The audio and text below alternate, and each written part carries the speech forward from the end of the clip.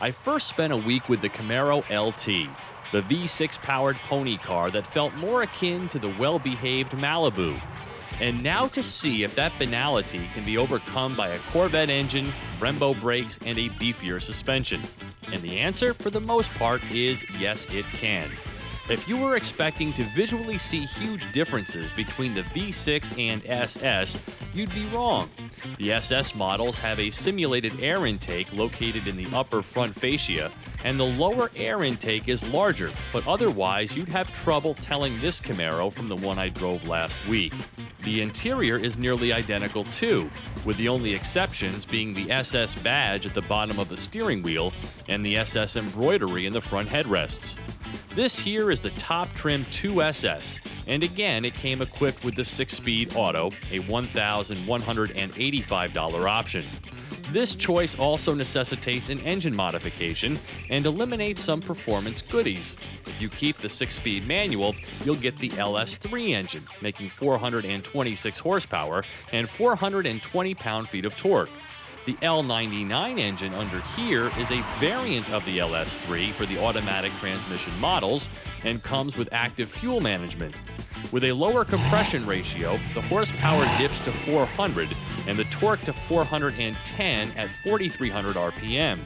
You also can't get the launch control in this configuration either, but the auto is geared short for quick takeoffs and can be shifted with buttons on the back of the steering wheel. It also has performance algorithms, which will hold gears while you're getting the SS sideways. And here's the kicker. It's the fastest and most fuel-efficient choice. An impressive 0 to 60 time of 4.6 seconds is obtained by deactivating the StabiliTrak and mashing the accelerator. The quarter mile whizzes by in 13.1 seconds at 109 miles per hour, slightly behind its stick-shift counterpart. This powertrain brings the grunt and eagerness that felt so uninspired in the V6 Camaro, yet I imagine I'd still prefer the manual transmission to the laissez-faire automatic, just as I did in the Challenger. Gas mileage is rated at 16 mpg city and 25 highway, and it will accept regular unleaded. The exhaust played from the big V8 sounds great, at least to those outside, because the hushed interior lets very little in.